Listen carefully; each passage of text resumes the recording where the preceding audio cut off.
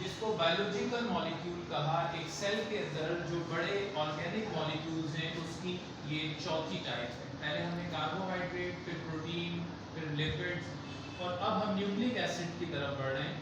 Nucleic acid भी body में बाकी ऑर्गेनिक मॉलिक्यूल्स की तरह से बहुत इंपॉर्टेंट रोल, बहुत इंपॉर्टेंट फंक्शन के साथ, अगर इसकी हम डेफिनेशन पे बात करें तो it's a macromolecule organic substance made up of carbon, hydrogen, oxygen, nitrogen and sulphur और फास्फोरस भी है इसके अंदर।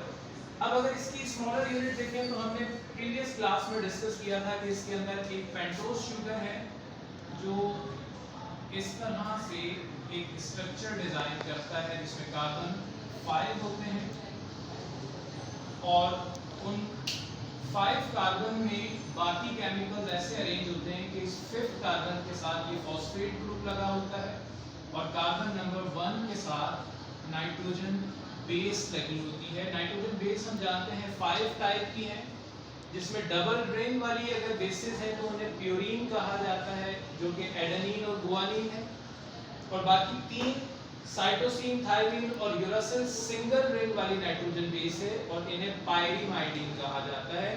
इन पांचों में से इसकी स्मॉलर यूनिट में कोई एक लाजमी होगी, एक राइबोज शुगर होगी जिसे पेंटोज शुगर भी कहा जाता है।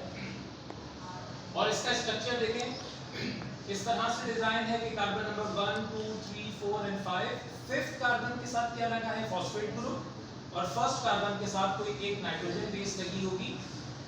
इसकी जब हम बात करते हैं, बॉडी में स्टडी करते हैं, तो पता चला कि इसकी 3 वेज में क्लासिफिकेशन। ये मोनोन्यूक्लियोटाइड भी हो सकता है, अकेला हो, अगर 2 जुड़े हुए हों तो डाइन्यूक्लियोटाइड हो जाएगा, और 2 से ज्यादा, हजारों, लाखों और करोड़ों में भी बात हो सकती है तो वो पॉलीन्यूक्लियोटाइड होगा। मोनोन्यूक्लियोटाइड में एग्जांपल AMP, ADP और ATP की है।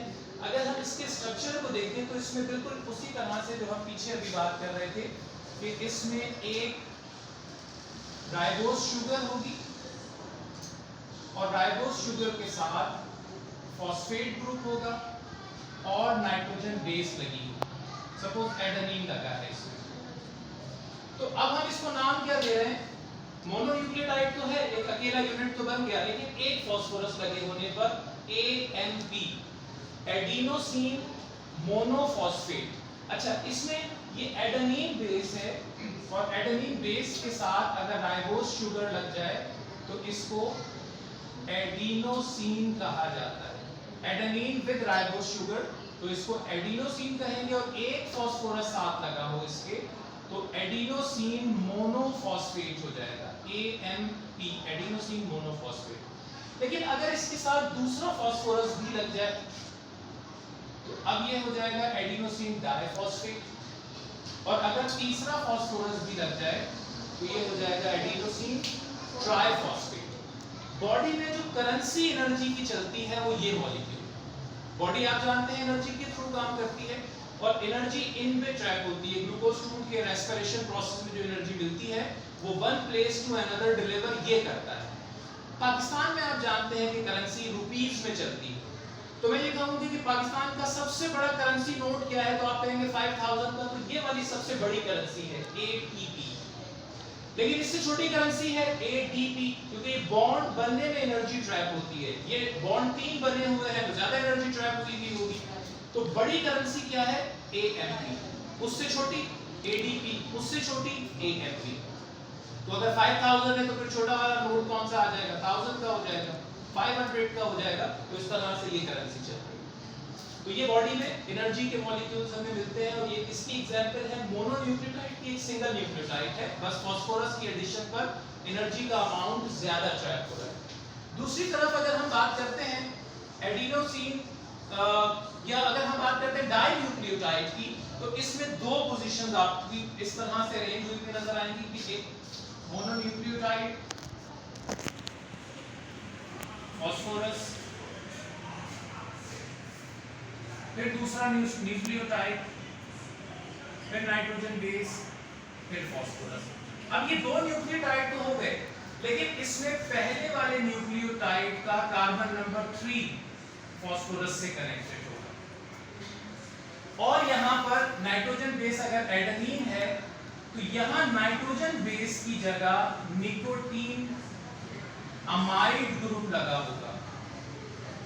तो अब इसका नाम क्या बन जाएगा? डाइन्यूक्लियोटाइड तो है लेकिन ये निकोटीन अमाइड डाइन्यूक्लियोटाइड बन जाएगा क्योंकि दो यूनिट जुड़ी हुई है। लेकिन पहली यूनिट का दूसरी यूनिट के साथ जो बॉन्ड बनेगा वो फास्फोरस से बनेगा।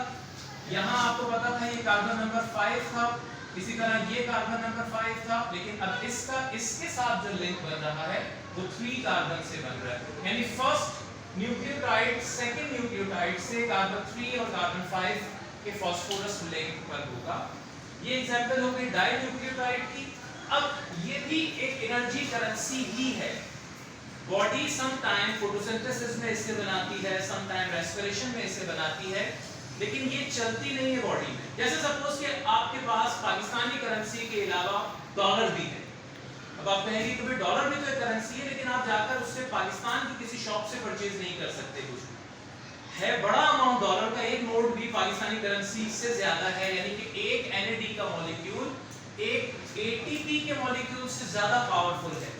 लेकिन ये चलेगी नहीं करेंसी। बॉडी में जो करेंसी चलती है वो यही वाली चलती है। तो जब बॉडी बना लेती है इसको, तो आप आगे एक टॉपिक में पढ़ेंगे ETC, इलेक्ट्रॉन ट्रांसपोर्ट चेन, जिसमें ये उसमें कन्वर्ट हो जाएगा जब एनर्जी की नीड होगी। ये नहीं चलेगा। या ये FAD भी हो सकता है, NADPH भी हो सकता है, लेकिन ये है डाइन्यूक्लियोटाइड मॉलिक्यूल। बिल्कुल इसी तरह से अगर ये यूनिट मल्टीपल्स हो जाए, जैसे सपोज एक ये है, एक ये है, एक ये है, एक ये है, तो अब ये ज्यादा होने पर अच्छा पोजीशन वही होगी कि यहाँ फास्फोरस, यहाँ फास्फोरस, यहाँ फास्फोरस और यहाँ फास्फोरस। तो अभी हम देख कर आए कि ये इस तरह से कनेक्टेड होंगे।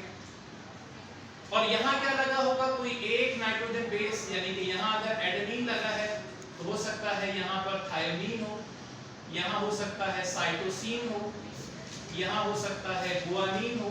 तो अब ये क्या चीज बन गई? पॉलीन्यूक्लियोटाइड। दो यूनिट थे और दो से ज्यादा अगर जुड़ते हुए आ गए तो क्या बन गया? ये पॉलीन्यूक्लियोटाइड। तो इस तरह अगर ये कंटिन्यू चलता रहेगा तो हम इसको नाम देंगे RNA। लेकिन फिर DNA क्या है? पता चला कि एक ऐसे ही यूनिट के साथ दूसरा यूनिट, लेकिन इसका ऑपोजिट। अब देखिए गौर करें, यहां पर हमने शुगर ऐसी बनाई थी, लेकिन मैं इसको उल्टा बना दूं अगर तो ये ऐसी बनेगी, ये ऐसी बनेगी, यहां पर भी ऐसे ही बनेगी और यहां पर भी ऐसे ही बनेगी।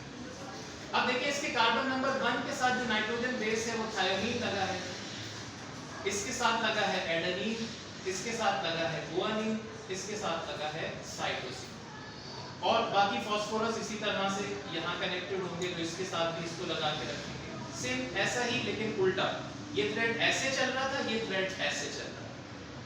अब ये अगर आमने सामने आ जाए तो हाइड्रोजन बॉन्डिंग की वजह से A के सामने हमेशा P ही आता है और इनके बिटवीन डबल डॉटेड लाइन वाला डबल बॉन्ड, हाइड्रोजन की डबल बॉन्डिंग आती है।